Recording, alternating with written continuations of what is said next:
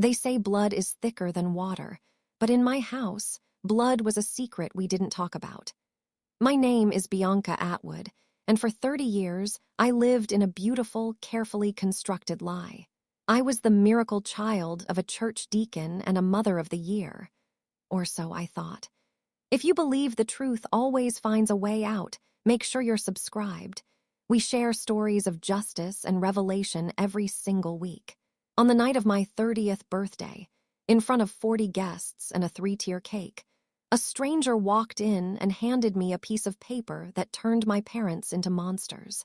I watched my father rip my birth certificate into shreds while my mother sat there, watching her mascara ruin her perfect face. They thought destroying the evidence would save their reputation. They had no idea I'd already done the math. To understand why I walked out on the only family I've ever known, we have to go back to the night my phone rang at 4 a.m. I was 12 hours into a night shift at Mercy General when my phone buzzed. Unknown number. Area code I didn't recognize. I let it ring out because when you're a nurse, the world outside doesn't exist during a code blue. But something about that missed call sat in my chest like a stone I couldn't swallow. You develop a sixth sense in this job, a feeling when a patient's rhythm is off, even when the monitors say they're fine. At the time, my life was a picture of boring, reliable stability.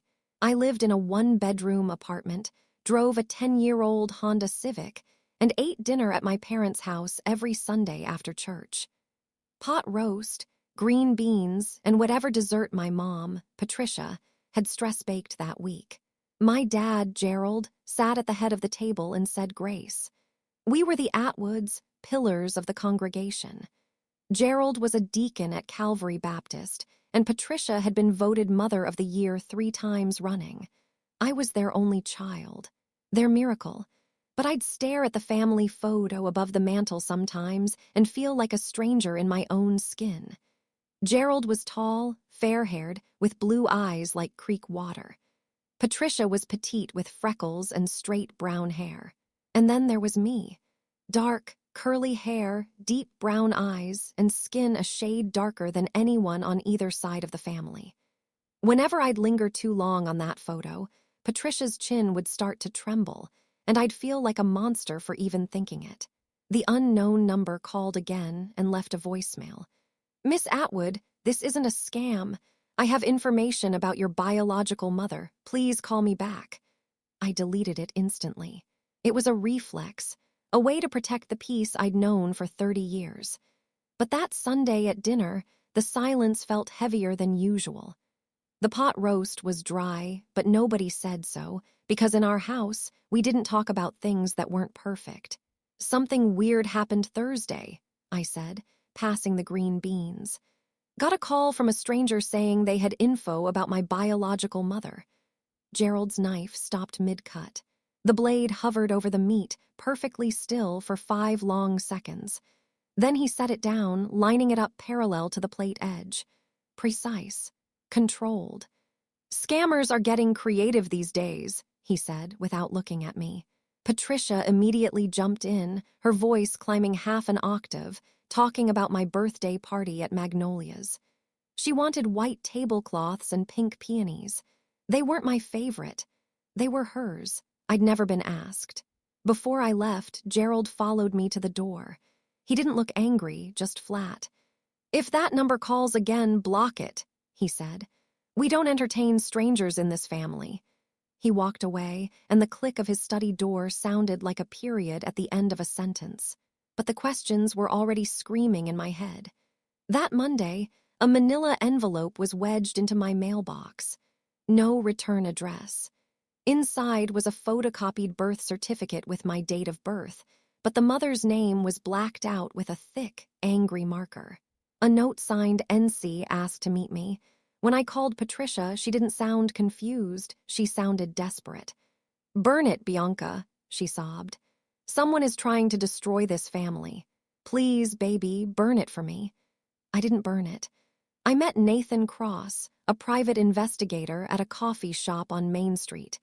He slid a clean, certified copy of my birth certificate across the table. My father's name was there. but the mother was a woman named Margaret Calloway. Nathan told me Margaret was a 19-year-old nursing student when Gerald, her manager at the hospital, used his position to pressure her into signing me away. She hadn't abandoned me. She had been erased by the man I called Dad. I drove home at 30 miles per hour, watching cars honk and pass me by. I was doing the internal math.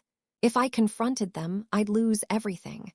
The Sunday dinners, the church community, the version of my childhood where I was loved unconditionally. But then I thought about the other column. 30 years of a woman I'd never met. A medical history I didn't have. I drove past my parents' house and saw Gerald watering the azaleas. He looked so easy, so unhurried. That's when the chilling truth landed. An innocent man would be rattled. Gerald wasn't rattled. He was managing. I needed one final proof. As a nurse, I had access to my own childhood medical records. I pulled the PDF and scrolled to page 6. Routine blood work, age 5. Blood type, B positive. My heart stopped. Patricia was O negative. Gerald was a positive. Any first-year nursing student knows that two parents with A and O blood types cannot produce a child with type B. It is a biological wall. Patricia was not my mother. I sat in the hospital cafeteria, surrounded by 100 people, and felt more alone than I'd ever been. The fluorescent lights buzzed overhead like a warning. I realized that every time I'd asked about my baby photos starting at 3 months, or why I didn't look like them, their tears hadn't been grief. They were a lock. I called Nathan. "My birthday is Saturday," I told him. "I want the truth on a table where he can't flip it." The night of the party, Magnolias looked like a movie set. 40 guests, white linen, and those damn pink peonies everywhere. Gerald sat at the head of the table, shaking hands like a politician. Patricia stood up to give a toast, her voice thick with fake emotion, talking about the day I was born and how I had her mother's nose. I looked at her and felt a wave of nausea. She was painting a portrait of a family built on a forgery. Under the table, I sent the text, "Come in." The door opened, and Nathan Cross walked in. The room went silent as he handed me the envelope. I read the name Margaret Calloway out loud. Gerald didn't hesitate. He snatched the paper and ripped it to shreds. "This is a scam," he barked. "Get out of my daughter's party." But Nathan didn't blink. He pulled out a stack of 12 notarized copies and set them on the table. "Your daughter's biological mother is outside," Nathan said. "She's been waiting 30 years. Patricia broke first, her voice small and thin. "Gerald, don't." It wasn't the voice of a shocked victim. It was the voice of a co-conspirator who had been dreading this day for 3 decades. I stood up and looked Gerald in the eye. "Don't what, Dad? Don't let her talk like you didn't let my mother talk for 30 years. You can rip up paper, but you can't rip up the truth." I turned to the room and explained the blood types. I watched the nurses from my unit go pale as the science landed. "Science doesn't cry to change the subject," I told Patricia. Gerald tried to threaten me, telling me that if I walked out that door, I was never to come back. I looked at him, really looked at him, and saw the fear behind his authority. I realized that every cold silence and blocked call wasn't strength. It was cowardice. I walked out of that restaurant into the cold October air. In the parking lot, standing by a silver sedan, was a woman with my hair and my eyes. She wasn't holding a peony. She was holding a single yellow daisy. "Happy birthday, Bianca," she whispered. She was me 20 years from now. The restaurant doors burst open again, and the crowd spilled out. Margaret didn't flinch. She told Gerald in front of everyone about the 47 letters she had sent over 30 years, letters he had intercepted and hidden. Nathan opened a laptop and showed the scans of every single one. I was 30 years old, and I had never received a single word of love from the woman who gave me life, because the man I trusted had played God. Donna Whitfield, a woman who had known my parents for 20 years, stepped off the porch and stood by Margaret. "You don't get to play God with someone's child," she told Gerald, "and still sit in the deacon's chair." One by one, the people who had defined my life for 30 years turned their backs on the Atwoods and walked away. I left with Margaret that night. I didn't go back for my things. I didn't need them. For 30 years, they chose the lie. Today, I'm choosing the truth. And for the first time in my life, I know exactly who I am. What would you have done if you found out your entire life was built on a lie? Let me know in the comments. If this story hit home, share it and subscribe. New stories every week.